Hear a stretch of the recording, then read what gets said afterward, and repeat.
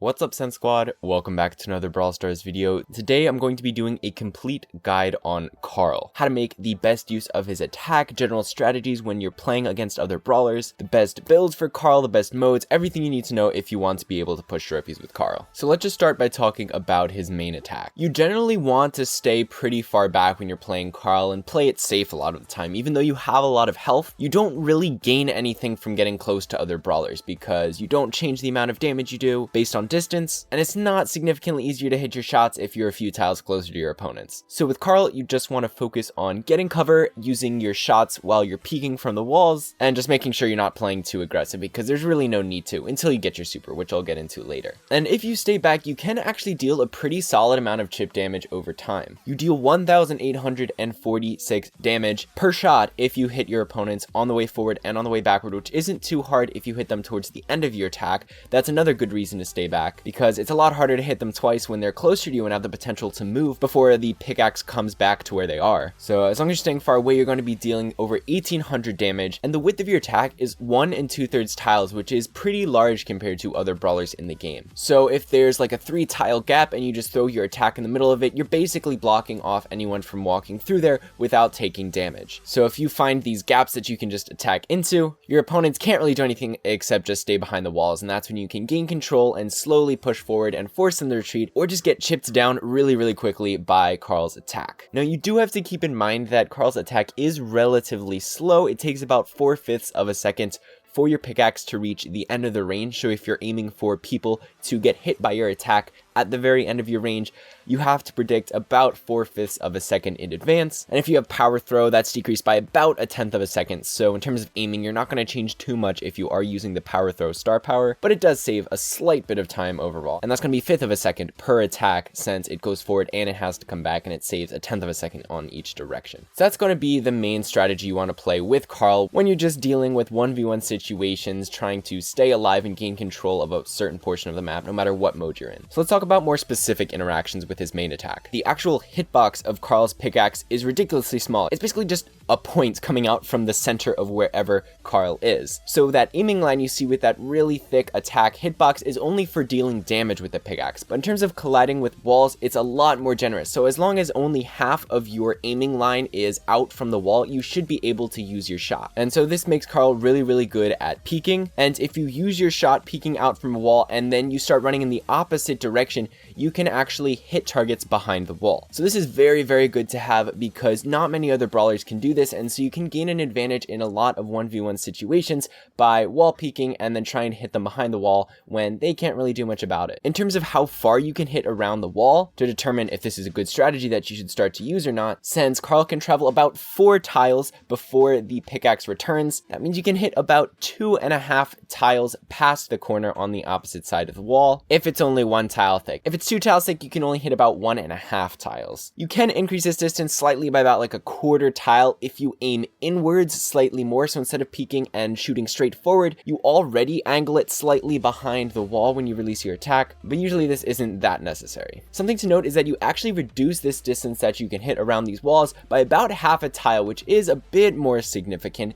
if you're running the power throw star power. And that's because when your pickaxe returns to you more quickly, you won't have traveled as far, so the pickaxe isn't going to have covered or swept out a longer distance. One of the best things about Carl is the fact that you can shorten the duration of your attack if you hit a wall. The pickaxe will immediately return to you, so you can use this to your advantage by hitting your target in such a direction that your pickaxe is going to hit a wall before it reaches the end of your range, and so it'll start coming back earlier and you'll be able to use another attack sooner than you would if it reached its full range. And then sometimes you'll be in a position where like you're on the high safe and you just want to get out your attacks as quickly as possible, so you just want to aim in a direction where there's a wall almost directly behind the safe, and then you just keep using your attack over and over again. But the thing is, you don't want to be right up against the wall, because with Carl there is a set delay before you can use the next attack. Even if the pickaxe has fully returned to you, there still is a minimum amount of time, and that's about 1/2 a second, and you add in the time it takes to drag your attack again. It takes about 2/3 of a second to attack, but this is even if you're 1 or 2 tiles away from the wall. so getting closer to it does nothing for you. And in fact, a lot of the time, it's harder to predict when this delay is actually going to be up because it's basically just a timer in the background of the game, so you have nothing to go off of, and it's hard to know when you're going to be able to use your next attack, and so you're going to be wasting attacks, and it's going to be a lot less efficient. Whereas if you're standing 1 to 2 tiles away, it still takes the same amount of time to spam these attacks, but you can time when you use your next attack with when the pickaxe comes directly back to you. So I recommend never trying to use your attacks right up against the wall. Always stand 1 to 2 tiles away, and that's going to make it the easiest for you to use these attacks over and over again. Now let's move on to talking about his super. So over the course of the super, you're going to be doing 7,056 damage, which is a lot. If we're talking in terms of heist, that is a really threatening super to have. Even if we're not in heist, that 7,056 damage is a good number to keep in mind, because if you're ever determining whether or not you just want to use your super on someone to try to finish them off, you're going to be able to output 7,056 damage, and then you want to subtract a bit because the first few shots or the first few times you spin around, you're not going to be directly on top of them. But if they're at like 5,000 or so health, you should be able to fully finish them off